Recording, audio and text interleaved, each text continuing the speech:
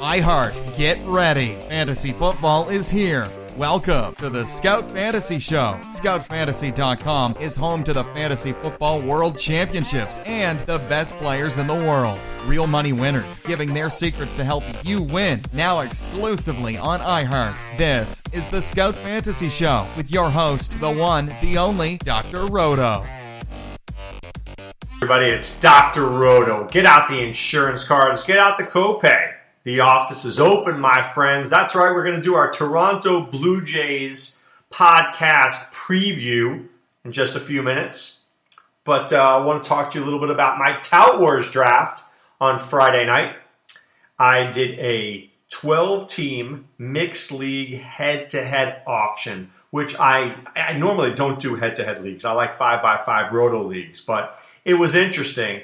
And Tout Wars has two different major differences. One, we use on-base percentage versus batting average. And secondly, we use strikeouts per 9 innings versus total strikeouts. So most of you use batting average and regular strikeouts in your league. So that's the big wrinkle here.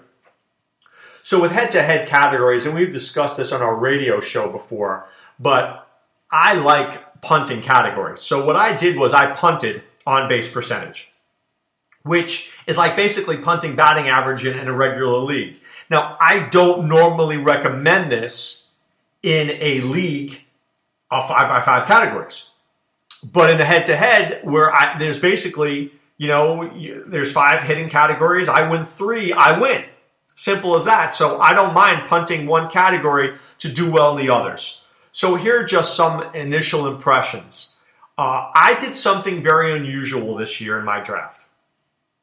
I thought about exactly which players I wanted within reason. So basically, I had an idea of which 4 to 5 first basemen, 4 to 5 second basemen. I never go in with one guy, right? I never say, I need this guy, right? I don't like doing that. But I had 4 to 5 guys, and I said, I'm going to come home with one of these guys. And I pretty much was able to do what I wanted to do. I knew the guys who were in my thought process, which 3, 4, 5 guys I wanted, and I was getting them. So I felt pretty happy about that. A lot of times in drafts, I really have no specific agenda. I think people think I do. I go with the flow of a draft normally. This guy's expensive, I stay away. This guy's cheap, I'm in. Because I figure I can figure it out on the fly since I know the player pool so well, right? When you know the player pool that well, I don't get caught up in, well, what do I do? I just kind of know. So here, I think the draft went pretty well for me. On my team, my catchers are Matt Wieters and Austin Hedges. My first baseman is Chris Davis. My second baseman is Ronette Odor. My shortstop is Addison Russell. My third base is Nick Castellanos. Very happy with that infield. Very. My corner infielder is Hanley Ramirez. And my middle infielder is Brad Miller. So in a time when first basemen are at a premium, I've got 3. I've got Hanley, I got Davis, and I got Brad Miller who I can put in there. Very happy about that. Some guys can't even get 1. I got 3. At outfield, I have Starling Marte and Gregory Polanco. Very excited about them. Jackie Bradley Jr., who I think should have another good season. Adam Duvall and Randall Grichuk. Not guys who are high average guys, but what I say, I didn't care about that category. I wanted the home runs. I wanted the RBIs. I wanted the runs scored. And Mike Moustakas is my utility guy, who I was very happy to get as well. At pitcher, Corey Kluber and Yu Darvish are my 2 big horses. Couldn't be more excited about them. Kenta Maeda is my number 3 starter. Really happy about him at $8. I thought that was a steal of a lifetime. So I'm going in Kluber, Darvish, Maeda. Yeah, I'm happy. Then I spent a lot on closers. I did. Herrera, Sungwon Oh, and Ken Giles. I spent a lot on closers. I admit that. But I did that with a purpose. Head-to-head league, 2 things are quantifiable. Stolen bases and saves. I know who's going to get the stolen bases. I know who's going to get the saves. And I wanted to make sure I got guys who could get saves who I trusted. I can trust Sungwon Oh. I can trust Ken Giles. I can trust Herrera. Those were guys I thought I could trust. Other trustworthy guys, Craig Kimbrell I liked. Mark Melancon I liked. Aroldis Chapman I liked. But I really didn't want, Zach Britton I liked a lot. Osuna, I like. David Robertson, I don't trust him. AJ Ramos, I don't trust him. Greg Holland, I don't trust him. I went with trust. And then I was really excited in the reserve round. I got Yohan Moncada, who I just absolutely love. If this guy can come up at any point soon, I have more speed. Which is what, you always can't have too much speed. Marte and Polanco are good, but if I could add Moncada to that, if I could take out Grichuk or Moustakas and put in Moncada, I'm going to be just fine with that. That's going to really help my team. So I'm going to keep that guy as long as humanly possible. I'll cut. We got tons of guys more before him. Okay? So I'm in on him. Pretty happy overall. Paul Sporer had a very interesting draft. Joey Votto at 41, Arenado at 41, Trevor Story at 25, Mike Trout at 50, Bryce Harper at 44. I mean, that's pretty amazing. 5 hitters like that. But he did a really good job at the back end. Marcelo Ozuna at $1, Matt Holliday for $1, Carlos Beltran for $1, Mike Fulton-Nevich for $1. It was a good draft by Sporer. Really smart. I have never had the guts to do that draft, but I wish I did. I just don't ever draft that way. But looking back on it, I wish I did. He did a very good job. Jeff Manns, I thought, had an interesting draft, getting Billy Hamilton and D. Gordon. Right? He covered his speed. For sure he covered his speed. Right? So I thought he did an excellent job there. I'm just seeing here that we both have Jackie Bradley Jr. Only one guy has Jackie Bradley. I don't know why he gave him Jackie Bradley. I have Jackie Bradley. So that's a problem. We need to fix that. All right, I'm just seeing here. He's got Jackie Bradley in the reserve squad. Well, I took him. I paid $4 for him. So we both can't have Jackie Bradley Jr. I get him because I paid for him. But I'll have to email Peter Kreutzer for that. But there that is. And let's get to it, my friends. It's a Toronto Blue Jay podcast. Let's start it out at catcher with Russell Martin. Russell Martin is a very solid, good catcher. I like him. There's nothing wrong with him. I highly recommend him. He's that good 10th, 11th, 12th round catcher. I endorse him 100%. I do. I hate Justin Smoke like poison, and I would hope that he's not on anybody's team, and I'd much rather you draft Steve Pearce than Justin Smoke. Justin Smoke maybe can hit a righty every now and then, but not reliably. But Steve Pearce can. Steve Pearce can. And Steve Pearce can qualify at a bunch of different positions. Right? First base, he had 15 games at second base last year, played even a little third base, played some outfield. Look, he's interesting to me. He's way more interesting than Justin Smoke is. Justin Smoke stinks. Absolutely a guy I would never put on my team. But here's a guy I like, Devon Travis. He wasn't healthy last year, dealt with a shoulder injury, didn't even play the first 50 games or so of the season. But this is a guy who can really hit the ball. He can. He's got a little more speed, but not a lot. He's got some power, but can he stay healthy? I like what he can do if he's on the field.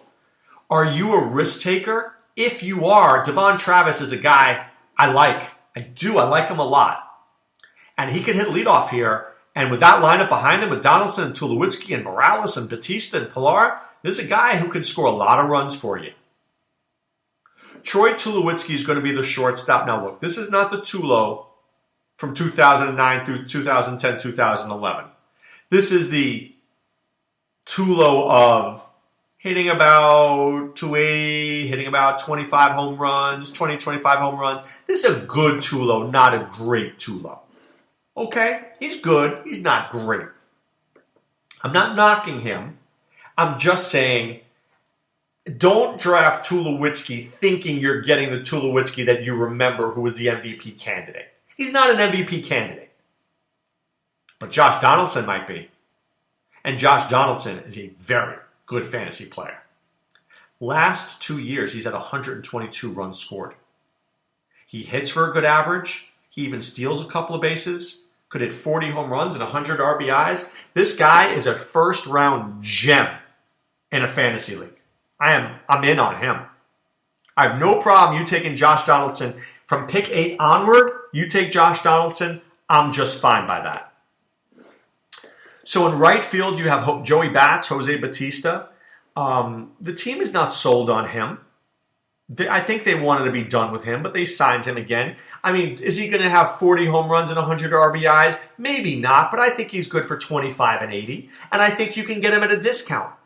That's what's interesting about him, is that when the team lost a little confidence in him, fantasy owners lost a little confidence in him, but I think he's a worthy player. You get him at a discount, the guy should go 25, 85. What's wrong with that?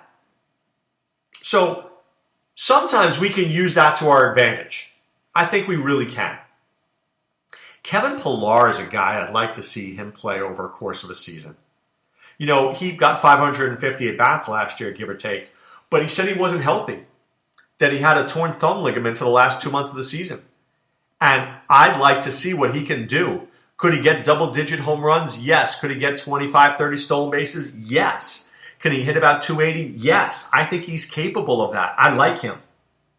I'm very intrigued to see what Kevin Pillar can do healthy over a full season. Healthy over a full season. In left field is a mess. First of all, you got not BJ Upton, but Melvin Upton and Ezekiel Carrera. So, two guys I trust very little. But Melvin Upton will play against righties. Okay? And Ezekiel Carrera will play against lefties. I really don't like either of them very much. I might play them on an off play in DFS, but not in a fantasy league. Okay? Not going to do it in a fantasy league. But in DFS, I'll consider it.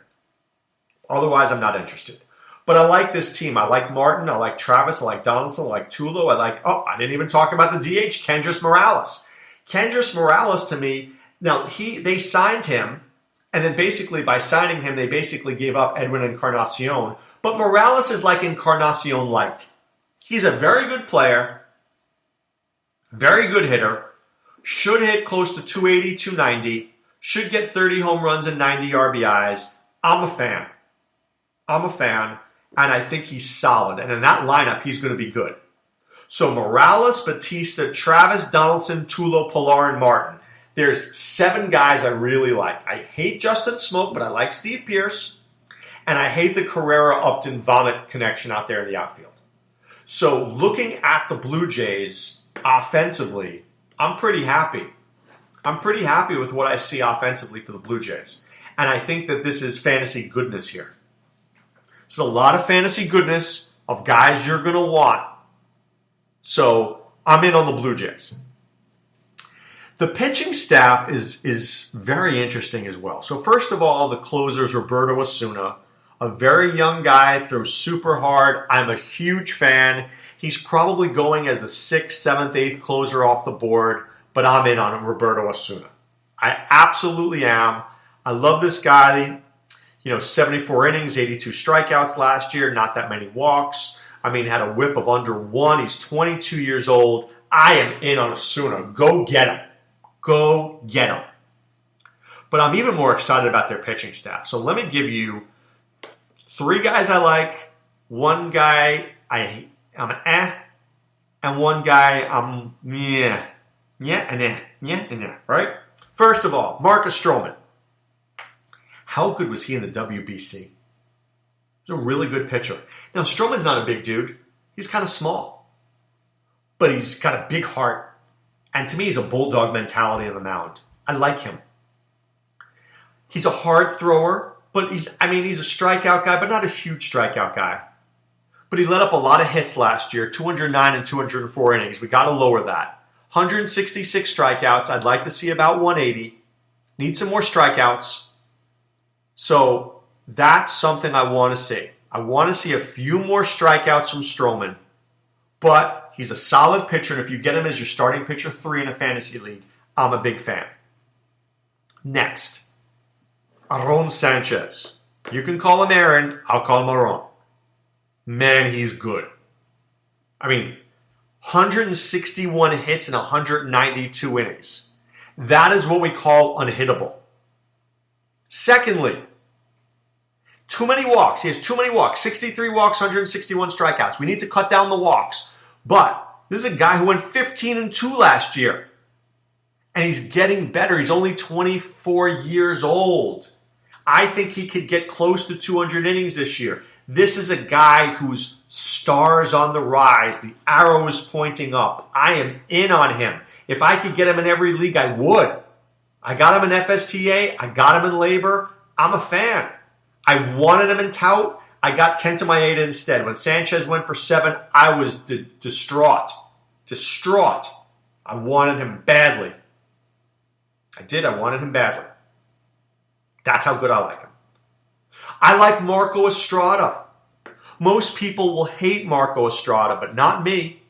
Marco Estrada, I'm just going to read you some numbers from 2012. 1.14, 1.08, 1.20, 1.04, 1.12. That's his whip. His whip. Now, his ERA has been in the mid-3s. It's even spiked to mid-4s at one point, but that whip is really good. So if you're looking to be safe in the whip category, which some people are, I'll be on Estrada. Couple dollars here or there. No problem with that. I want no part of J.A. Happ. J.A. Happ for me is crap. Happ is crap. This is a guy who was a 4-point-something ERA guy who finally had a good year in Toronto. I mean, really, a good year in the AL East? That doesn't happen 2 years in a row. I don't trust that at all. So I'm going to call J.A. Happ's name for $1. And if I get him, fine. And if not, I assume somebody's going to spend more than I am because they're going to look at last year's numbers. Because I'm not. I'm going to look at this year's numbers, and I think there's going to be huge regression. So I'm not interested in the least. And finally, Francisco Liriano is the 5th starter there. Now, this was a very interesting case because Liriano came from the Pittsburgh Pirates, and he came to Toronto, and he actually pitched better. Who in their right mind pitches better in Toronto than they do in Pittsburgh? But let's say this, and Adam Roto said this, I want to give him credit for it. He had said that maybe it's about Russell Martin. Maybe it's that Russell Martin is such a good catcher, he brought out the best in Francisco Liriano. I'm willing to believe that. If that's the case, I'm absolutely willing to believe that. And it makes a big difference. If you trust your catcher to make the right calls, to make the right signals, it can work. So good for Liriano. Once again, I'm not trusting him.